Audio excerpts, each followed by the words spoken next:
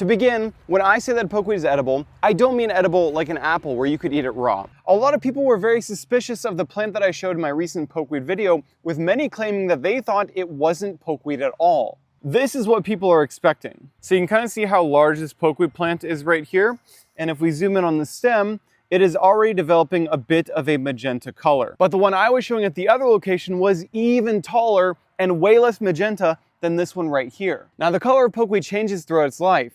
It will usually start off when it's very, very young as a bit magenta, and then it will turn greenish before eventually developing again a very vibrant magenta color overall when it becomes fully mature for that season. The timing of when it does this is highly variable between plants. On this one right here, it's a bit smaller, and look at how magenta it is already, compared to this pokeweed over here, which is much larger, and you can see it's still relatively green on the stem. So this will change based off of how mature the root is, whether it's growing in shadier conditions or sunnier conditions, how rich the soil is. There's a bunch of different parameters. In many cases, more magenta will mean more mature, but that is not always true. To me, a far better metric to look for in pokeweed stems for what will make a better vegetable will be how tender that the stems are. And when it comes to the leaves, the color, the lightness, how wavy the edges can all vary as well. So I want to show you a far more reliable detail that you can look for in pokeweed for identifying it, which is also going to come